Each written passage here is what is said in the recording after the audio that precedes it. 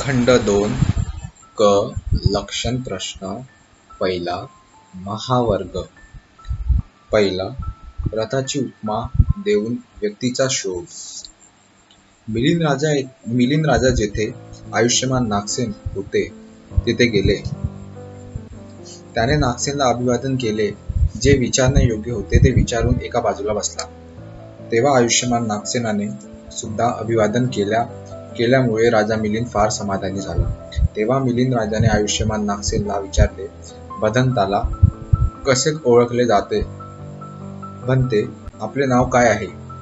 हे महाराज, मी नागसेन म्हणून ओळखला जातो.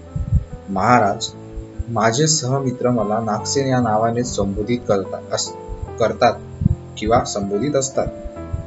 खरं तर अशा प्रकारचे नाव आई वडील देत असतात. मग ते नागसेन किंवा सूरसेन, वीरसेन, सिंहसेन असे काहीही असो. महाराज, शंका योग्य ठिकाणी प्रगट केलेली आहे. व्यवहाराच्या सोयीकरिता नागसेन हे नाव आहे. येथे नागसेन नावाची कोणीही व्यक्ती नाही. तेव्हा मिलिंद राजा असे म्हणाला, हे माझ्या 500 प्रिय ग्रीकांनो आणि 80,000 प्रिय भिक्खूंनो, आपण माझे ऐका. येथे नागसेन असा म्हणतात की नागसेन नावाचा अशा कोणीही व्यक्ती इथे नाही. उचित म्हणून त्याचे समर्थन करायचे काय? मिलिंद राजाने आयुष्यमान नागसेनला विचारले, म्हणते नागसेन, जर येथे तशा प्रकारची कोणीही व्यक्ती नाही तर मग चिवर, पिंडपात, आसन, गिलान प्रत्यय, औषधी व परिशार इत्यादी वस्तू दिल्या जातात. त्यांचा उपयोग तुमच्या वतीने कोण करते? कोण त्यांचा उपभोग घेतो? शिलाचे पालन कोण करतो? ध्यान भावनेमध्ये रत कोण असतो? हिंसा कोण करतो? चोरी कोण करतो? व्यभिचार कोण करतो? खोटे बोलणारा कोण आहे? कोण दारू पितो? कोण पंचतत्वारित कर्म करतो? तसेच कुशल नाही, अकुशल नाही, कुशल अकुशल कर्म करणारा किंवा करविणारा नाही. तर मग हिंसा होणार नाही. तर मग म्हणते नागसेन, तुम्हाला कोणीही आचार्य नाही, कोणीही उपाध्याय नाही, तुमची उपसंपदा सुद्धा नाही. आता जे तुम्ही बोलले की राजा, माझे सहमित्र मला नागसेन नावाने संबोधित, येथे नागसेन कोण आहेत? बनते, खरोखर केस नागसेन आहेत काय? महाराज, नाही. रोम नागसेन आहेत काय? महाराज, नाही. तर मग नख, दात, त्वचा, मांस, स्नायू, हाड, मज्जा, छाती, हृदय, यकृत, पिला, फुफ्फुस, आतडी, पोट, शौचमल, पित्त, कफ, पू, रक्त, घाम, चरबी, आसवे, लाळ, शेंबूड, मेंदू, मूत्र, माथा हे नागसेन आहे काय? हे महाराज, नाही. तर मग भंते, रूप नागसेन आहे? महाराज, नाही. वेदना नागसेन आहे? महाराज, नाही. संज्ञा नागसेन आहे? महाराज, नाही. संस्कार नागसेन आहे? नाही. महाराज, नाही. विज्ञान नागसेन आहे? महाराज, नाही. बनते, तर मग रूप, वेदना, संज्ञा, संस्कार, विज्ञान हे सर्व मिळून नागसेन आहे काय? महाराज, नाही. बनते, तर मग रूप, वेदना, संज्ञा, संस्कार, विज्ञान यापेक्षा भिन्न असा नागसेन आहे काय? महाराज, नाही. बनते, तेव्हा मी वारंवार विचारतो परंतु मला नागसेन आढळत नाही. बनते, नागसेन हा केवळ एक शब्द आहे काय? महाराज, नाही. मग येथे नागसेन कोण आहे? बनते, येथे नागसेन कोणी नाही असे म्हणून तुम्ही खरोखर खोटे तर बोलत नाही. तेव्हा आयुष्यमान नागसेनाने मिलिंद राजाला म्हटले, महाराज, तुम्ही क्षत्रिय अत्यंत सुकुमार आहात.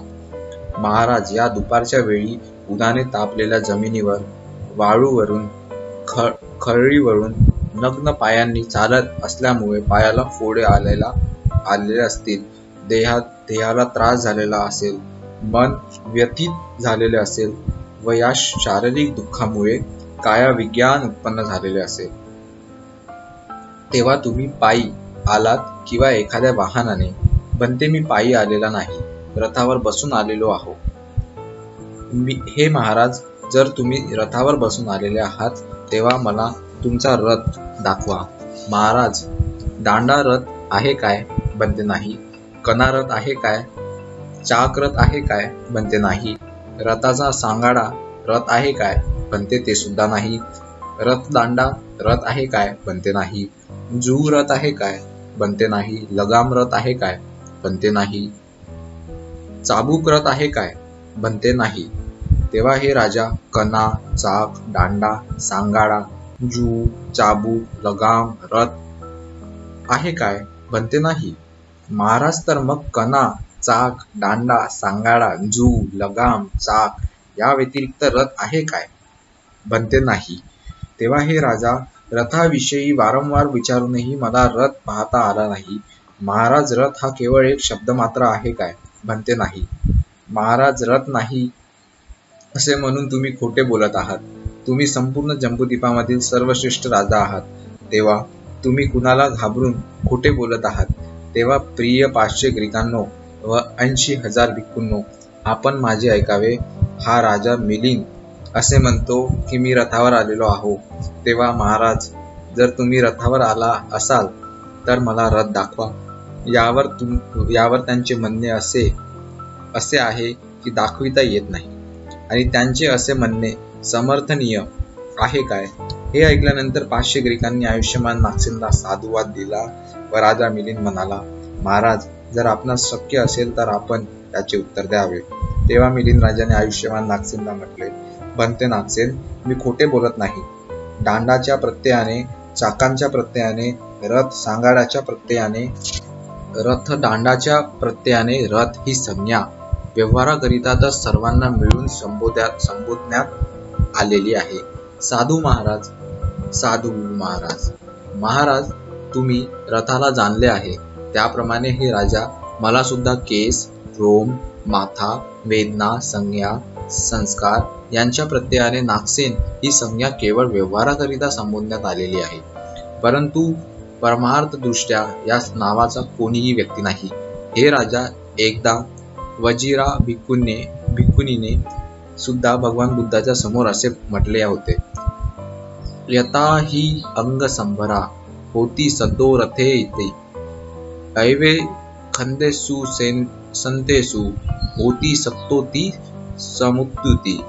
ज्याप्रमाणे अव्ययांच्या आधारे रथ ही संज्ञा दिली जाते, त्याप्रमाणे स्कंद एकत्र अस्तित्वात आल्याने एक सत्व अर्थात जीव प्राणी समजले जाते. भंगते नागसेन, आश्चर्य आहे, अद्भुत आहे. अतिशय जटिल प्रश्नाची आपण सहजपणे उकल करून दिलेली आहे. आता जर बुद्ध असते तर त्यांनी साधुवाद दिला असता. साधू नागसेन, तुम्ही या जटिल प्रश्नाची अतिशय सहजपणे उकल करून दाखवली आहे. दुसरा, वर्ष मोजण्यासंबंधी प्रश्न. बनते नागसेन, तुम्ही किती वर्षाचे आहात?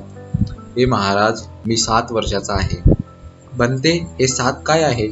तुम्ही 7 आहात की गणना 7 आहे? त्यावेळी सर्व प्रकारच्या आभूषणांना अलंकृत मिलिंद राजाची सावली जमिनीवर दिसत होती आणि जलपात्रामध्ये सुद्धा प्रतिबिंब दिसत होते. तेव्हा आयुष्यमान नागसेनाने मिलिंद राजाला म्हटले, महाराज, आपली सावली जमिनीवर आणि जलपात्रात दिसत आहे, तर महाराज, तुम्ही राजा आहात की सावली राजा आहे? बनते नागसेन, मी राजा आहे. ही सावली राजा नाही. ही सावली माझ्यामुळे प्रतीत झालेली आहे. त्याचप्रमाणे हे राजा, वर्षाची गणना 7 आहे. परंतु मी 7 नाही. माझ्यामुळेच वर्षाची गणना 7 आहे. ज्याप्रमाणे राजामुळे सावली. बनते नागसेन, आश्चर्य आहे, अद्भुत आहे. आपण या जटिल प्रश्नाची मोठ्या सहजतेने उकल केलेली आहे. तिसरा, पंडितवाद व राजवाद यासंबंधी प्रश्न. राजा म्हणाला, बनते नागसेन, आपण माझ्यासोबत चर्चा करणार काय? महाराज, जर तुम्ही पंडितवादाप्रमाणे चर्चा करणार असाल तर मी तयार आहे. परंतु महाराज, राजवादाप्रमाणे चर्चा करणार असाल तर मी त्यात सहभागी होणार नाही. बनते नागसेन, पंडित लोक कशा प्रकारे चर्चा करतात? हे महाराज, पंडितांच्या चर्चेमध्ये तर्कवादाने अडकविले जाते व तर्कवादानेच मोकळे सुद्धा केले जाते. येथे तर्कवादानेच दोषारोपण केले जाते व तर्कवादानेच दोषामुक्तही होता येते. येथे तर्कवादानेच विश्वास करता येते व तर्कवादानेच अविश्वासही करता येते, अविश्वासही करता येतो आणि यात पंडिताला क्रोध उत्पन्न होत नाही. अशा प्रकारे हे राजा पंडित चर्चा करीत असतात. बनते, राजा कशा प्रकारे चर्चा करतात?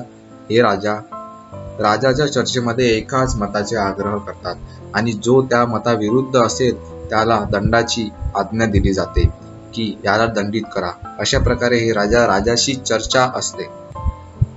बनते, मी पंडित वादाप्रमाणे चर्चा करीन, राजवादाप्रमाणे नाही. भदंत, तुम्ही विश्वासाने चर्चा करावी, ज्याप्रमाणे तुम्ही भिक्खू, श्रामणेर, उपासक किंवा उपासकांसोबत चर्चा करतात त्याच विश्वासाने भदंताने चर्चा करावी, घाबरू नये. महाराज, ठीक आहे, असे म्हणून स्थविराने खुल्या मनाने अनुमोदन दिले. राजा म्हणाला, भंते नागसेन, मी तुम्हाला विचारीन. हे राजा, तुम्ही विचारा. भंते, मी विचारले आहे. महाराज, मी उत्तर दिले आहे. बनते, तुम्ही काय उत्तर दिले आहे? महाराज, तुम्ही जे विचारले आहे ते. चौथं, अनंत काय यांचा प्रश्न. तेव्हा मिलिंद राजाला असे वाटले, हा भिक्खू पंडित आहे, माझ्याबरोबर चर्चा करायला समर्थ आहे, मला त्यांना अनेक तऱ्हेने प्रश्न विचारणे शक्य होईल. विचारित बसलो तर वेळ बराच होईल. सूर्य अस्तास जात आहे. उद्या अंतपुरामध्ये माझ्याबरोबर चर्चा झाली तर बरे. राजाने देवमंत्र्याला म्हटले, देवमंत्री, तुम्ही सर्व भदंतांना सूचना द्या. उद्या अंतपुरामध्ये राजाबरोबर चर्चा होईल. असे म्हणून राजा मिलिंद आसनावरून उठून स्थविर नागसेनला विचारून रथावर आरूढ होऊन नागसेन म्हणत निघून गेला. तेव्हा देवमंत्र्यांनी आयुष्यमान नागसेनला म्हटले, भंते, राजा मिलिंद असे म्हणतो की उद्या अंतपुरामध्ये राजाबरोबर चर्चा होईल. ठीक आहे, म्हणून स्थविराने अनुमोदन दिले. तेव्हा ती रात्र संपल्यानंतर देवमंत्री अनंतकाय, मंकूर व सब्बदिन्न हे राजा मिलिंदाकडे गेले. त्यांनी राजा मिलिंदाला विचारले, महाराज, भदंत नागसेन घेऊन यायचं? होय, घेऊन या. किती भिक्खूंना सोबत घेऊन यावे? जेवढ्या भिक्खूंची इच्छा असेल तेवढ्या भिक्खूंना सोबत घेऊन येऊ शकता. तेव्हा सब्बदिन्न म्हणाला, महाराज, 10 भिक्खूंच्या सोबत येऊ द्या.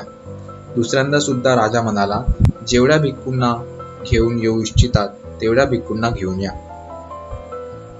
दुसऱ्यांदा सुद्धा सब्बदिन्न म्हणाला, महाराज, 10 भिक्खूंच्या सोबत येऊ द्या.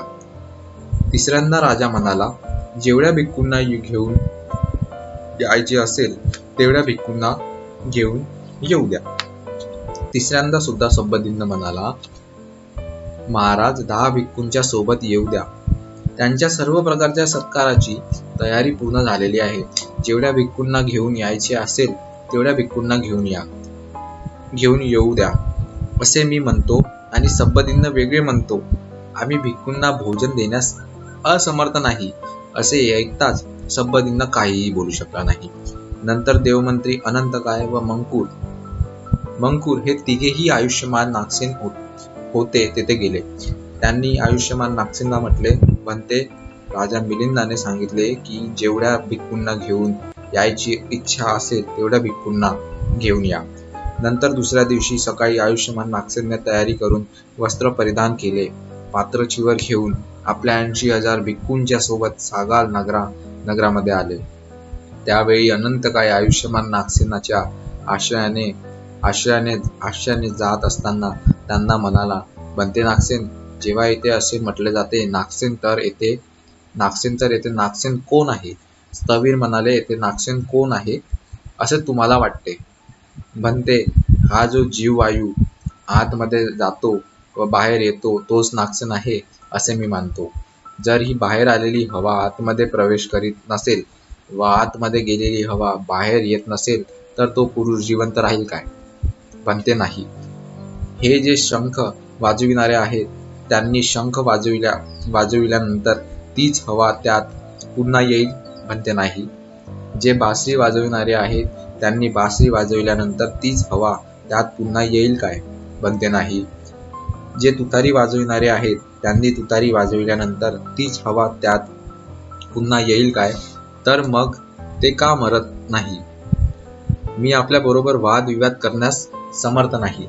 साधू बनते. अर्थ समजून घेण्यास उत्सुक आहे. हे जीववायू म्हणजे जीव नाही. श्वास प्रश्वास घेणे आणि सोडणे हा शारीरिक संस्कार आहे. आणि स्थविराने अभिधर्माच्या द्वारे स्पष्टीकरण दिले तेव्हा अनंत कायाने उपासक होण्याची इच्छा व्यक्त केली व तो उपासक झाला. 5. प्रवर्जे संबंधी प्रश्न. आयुष्यमान नागसेन जिथे राजा मिलिंद यांचे निवासस्थान होते तेथे गेला व अंथरलेल्या आसनावर बसला. नंतर राजा मिलिंदाने आयुष्यमान नागसेनला व त्यांच्या भिक्खू परिषदेला स्वतःच्या हाताने पूर्ण संतुष्ट होईपर्यंत उत्तम प्रकारचे भोजन वाढले. नंतर प्रत्येक भिक्खूला एक एक जोडी चिवर दान दिले व आयुष्यमान नागसेनला मात्र 3 चिवरांचे दान दिले व त्याने आयुष्यमान नागसेनला म्हटले, भंते नागसेन, येथे 10 भिक्खू थांबून बाकीचे निघून गेलेत तर फार बरे होईल.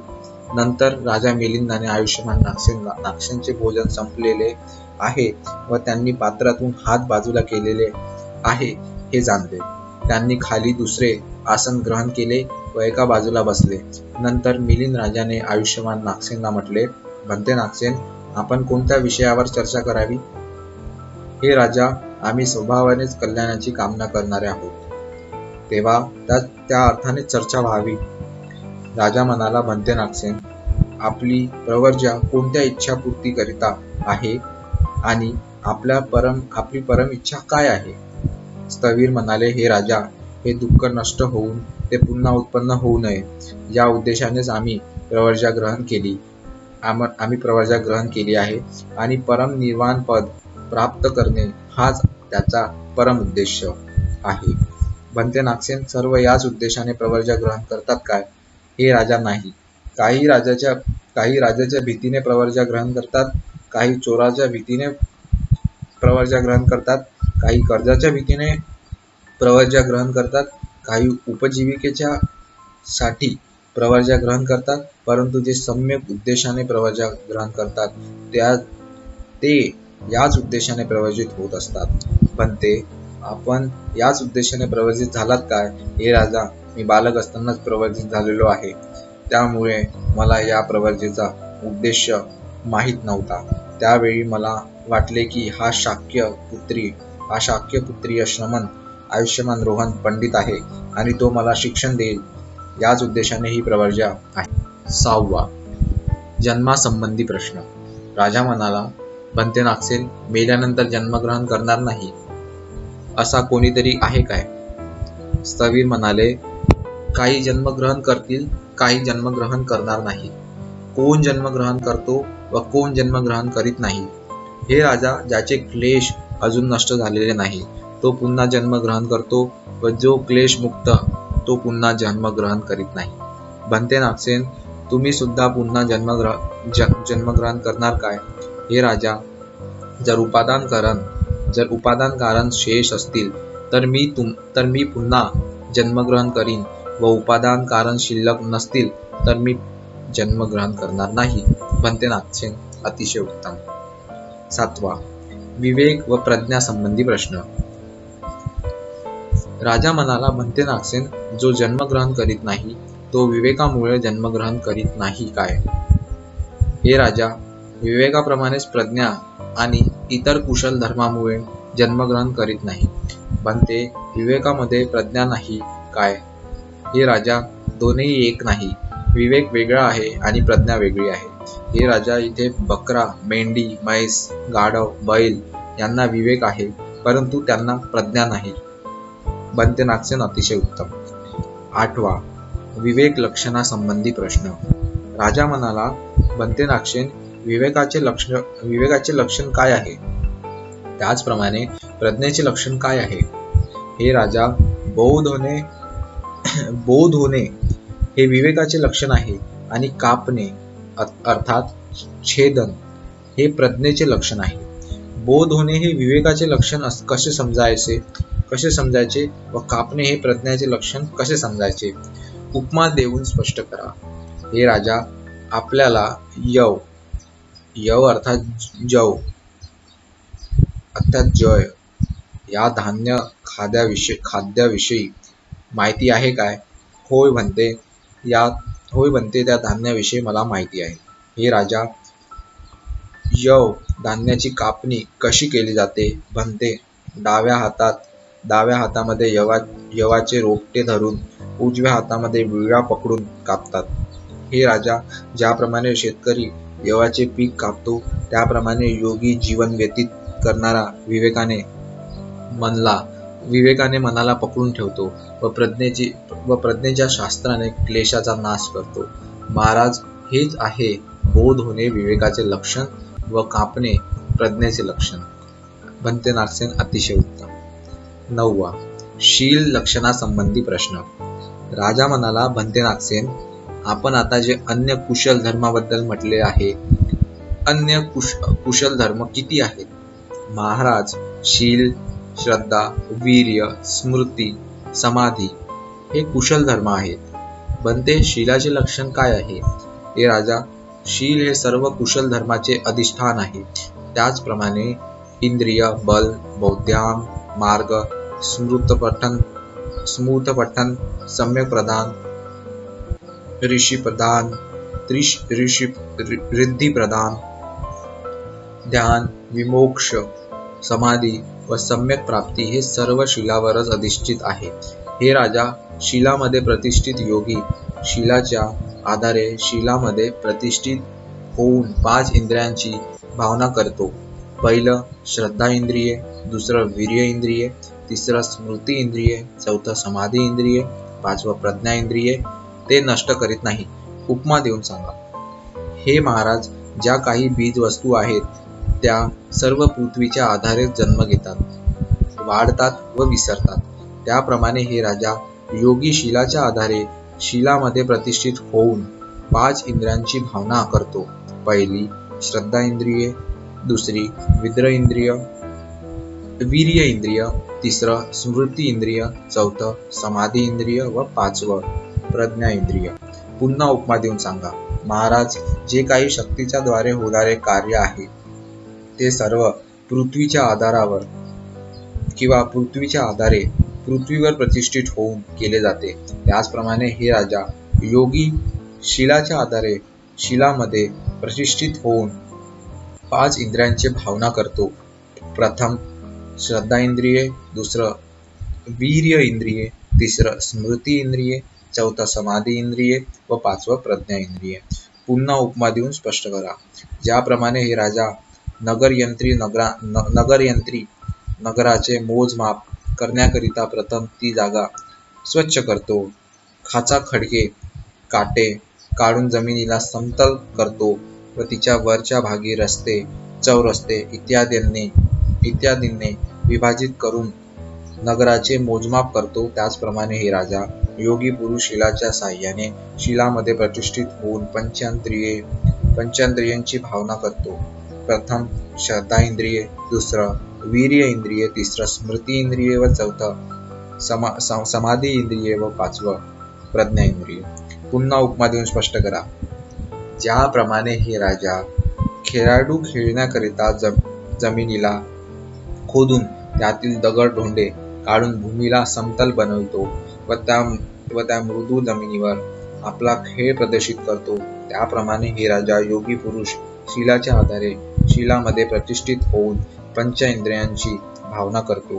प्रथम श्रद्धा इंद्रिये, दुसरं वीर्य इंद्रिये, तिसरं स्मृती इंद्रिये, चौथं समाधी इंद्रिये व 5वं प्रज्ञा इंद्रिये. हे राजा, भगवान बुद्धाने सुद्धा म्हटले आहे की शीले पठित नरो सपयो चित्तपयो भावमन अतापि नियको भिक्खू सो हम वजिटेजित.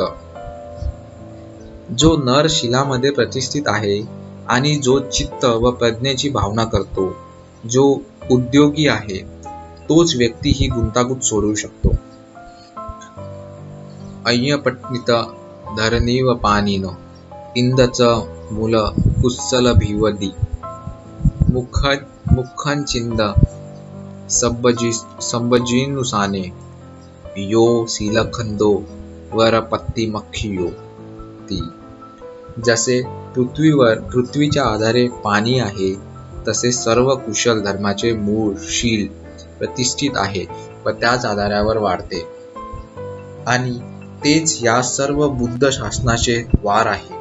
हे शील स्कंद सांगितले आहे ते मुक्ती प्राप्ती करिताच आहे. म्हणते नागसेन अतिशय उत्तम. 10.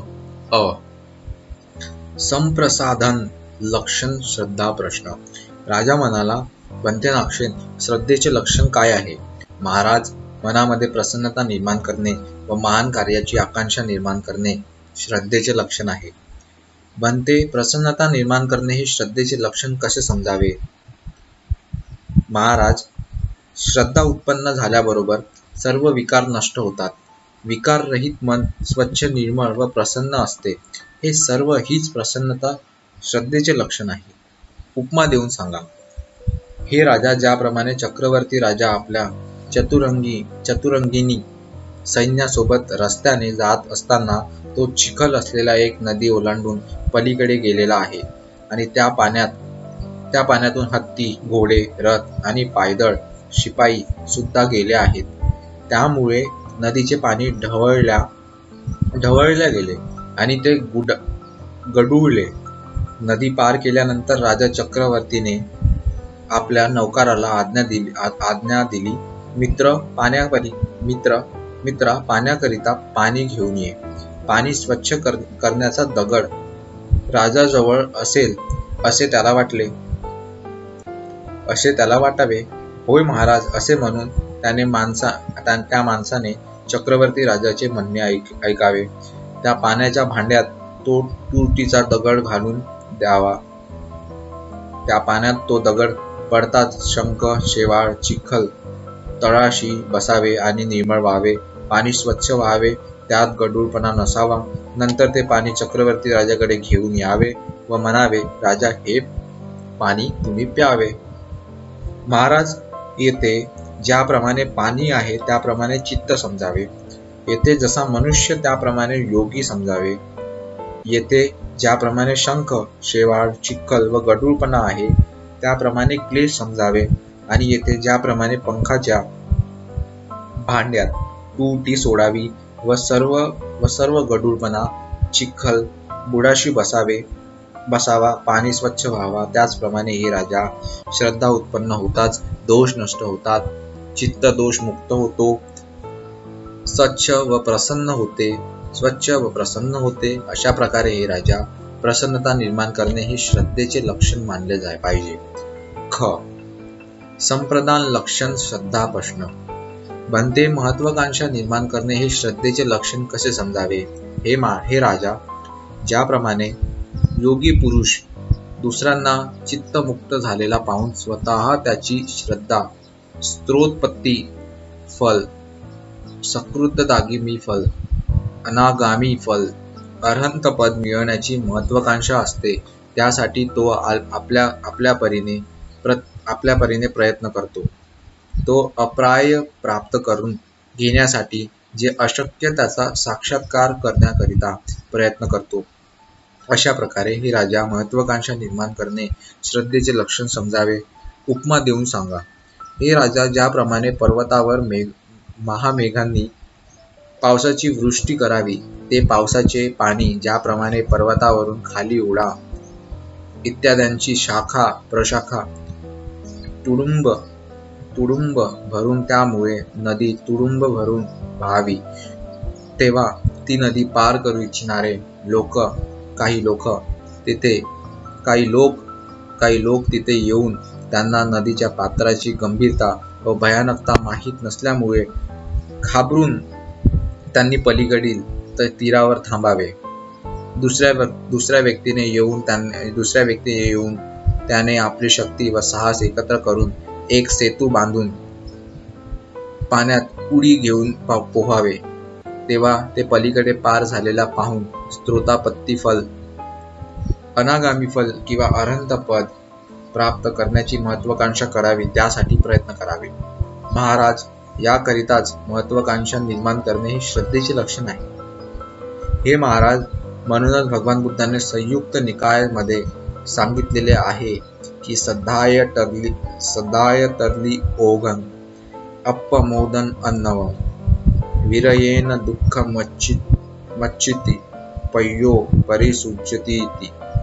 श्रद्धेमुळे ओढा पार करता येते आणि अप्रमादी होऊन सागराला पार करता येते. प्रयत्नांनीच दुःखाचा नाश करता येतो आणि प्रज्ञेनेच परिशुद्ध होता येते. भन्ते नागसे अतिशय उत्तम. 11. वीर्य लक्षण प्रश्न. राजा म्हणाला, भन्ते नागसेन, वीर्याचे अर्थात सामर्थ्य लक्षण कोणते? हे महाराज, दृढ करणे हे वीर्याचे लक्षण आहे. वीर्याच्या अर्थातच सामर्थ्य साह्याने सर्व कुशल धर्म ऱ्यास पावत नाही. उपमा देऊन स्पष्ट करा. हे राजा, ज्याप्रमाणे एखादी व्यक्ती आपले घर पडीत असताना पाहून दुसऱ्या खांबाचा आधार देऊन ते घर पडू देत नाही, त्याचप्रमाणे हे राजा दृढ करणे हे वीर्याचे लक्षण आहे. वीर्याच्या आधारे सर्व कुशल धर्म ऱ्यास पावत नाही. पुन्हा उपमा देऊन सांगा. ज्याप्रमाणे हे राजा लहान सेनेने बलाढ्य सेनेवर पराजित व्हावे, तेव्हा राजाने त्यात इतर सैन्याची भरती करून ते सैन्य पुन्हा लढण्यासाठी पाठवावे, तेव्हा मात्र या लहान सैन्य बलाच्या सैन्यांना पराजित करावे. त्याचप्रमाणे हे राजा दृढ करणे हे वीर्याचे लक्षण आहे. वीर्याच्या आधारे सर्व कुशल धर्म ऱ्यास पावत नाही. हे राजा, भगवान बुद्धाने सुद्धा सांगितले आहे की भिक्खूंनी आर्य श्रावक वीर्याच्या आधारे अर्थातच दृढता अकुशल गोष्टींचा नाश करतात व कुशलांची भावना करतात. दोषमुक्त बाबींचा नाश करून निर्दोषांची भावना करतात. शुद्ध आचार विचारांचे जतन करतात. भन्ते नागसेन अतिशय उत्तम. 12. स्मृती लक्षण प्रश्न. राजा म्हणाला, भन्ते नागसेन, स्मृती लक्षण प्रश्न कोणते? अर्थातच राजा म्हणाला, भन्ते नागसेन, स्मृती लक्षण कोणते? हे राजा, बोलणे आणि ग्रहण करणे हे स्मृती लक्षण आहे. भन्ते, बोलणे हे स्मृतीचे लक्षण कसे समजावे? हे राजा, स्मृती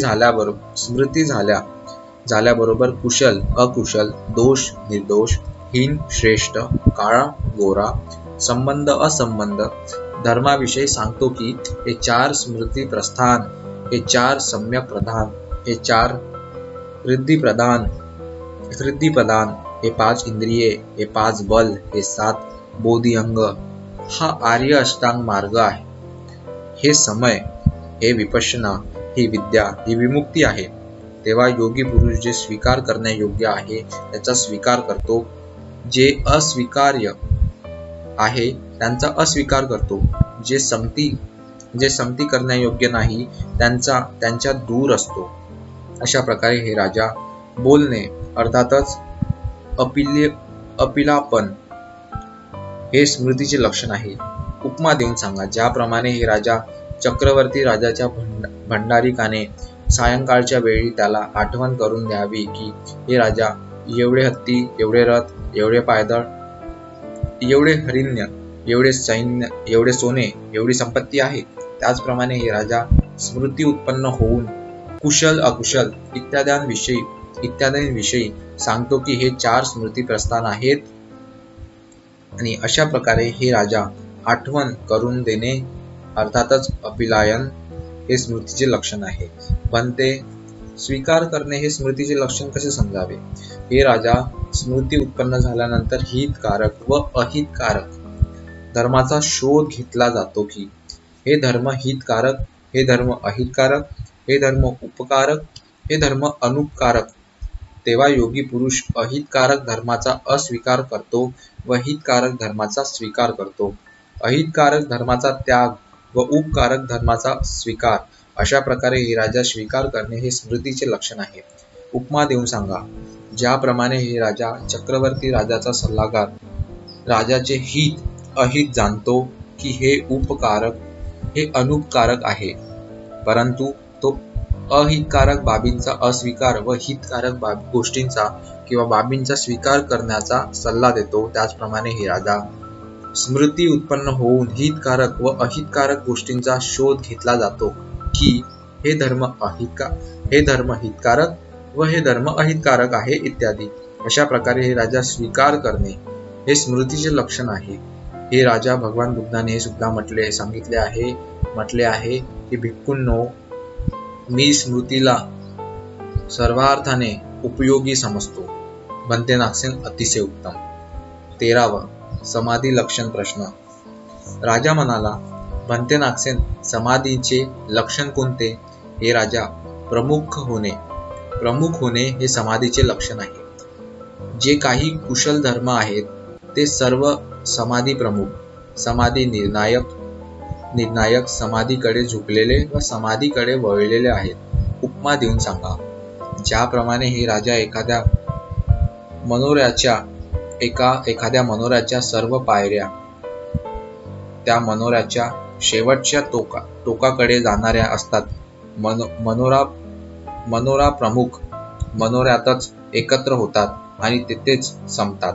त्याचप्रमाणे हे राजा, हे जे काही कुशल धर्म आहेत ते सर्व समाधी प्रमुख व समाधीकडेच झुकलेले आहेत. पुन्हा उपमा देऊन सांगा.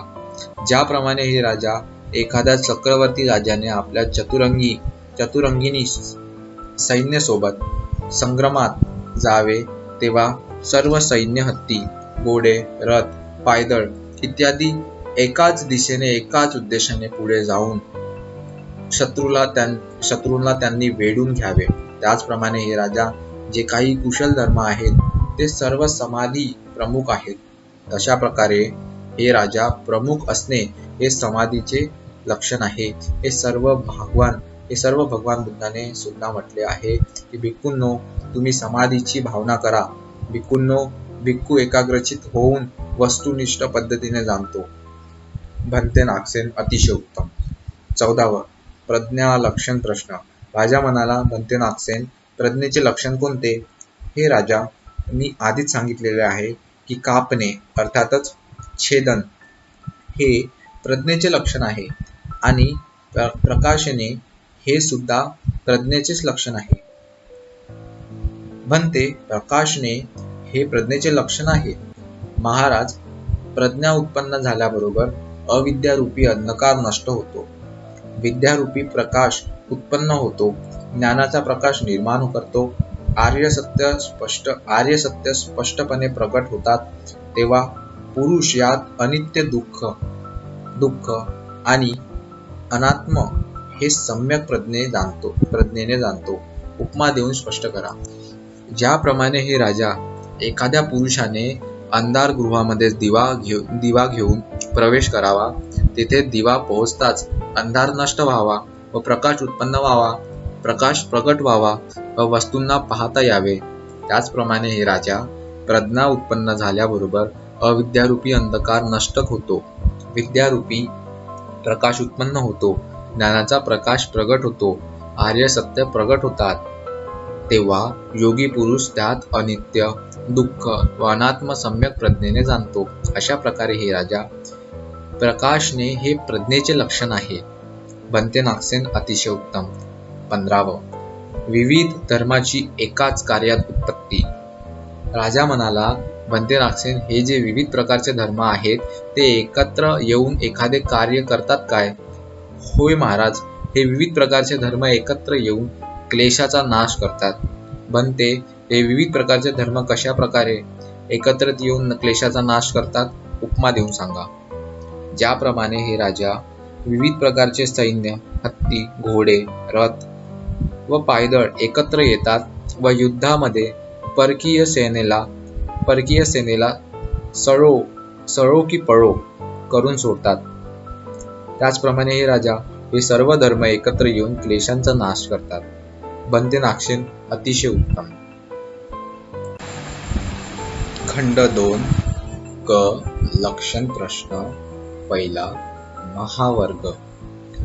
पहिला, रथाची उपमा देऊन व्यक्तीचा शोध. मिलिंद राजा जेथे आयुष्यमान नागसेन होते तिथे गेले. त्याने नागसेनला अभिवादन केले. जे विचारणे योग्य होते ते विचारून एका बाजूला बसला. तेव्हा आयुष्यमान नागसेनाने सुद्धा अभिवादन केल्यामुळे राजा मिलिंद फार समाधानी झाला. तेव्हा मिलिंद राजाने आयुष्यमान नागसेन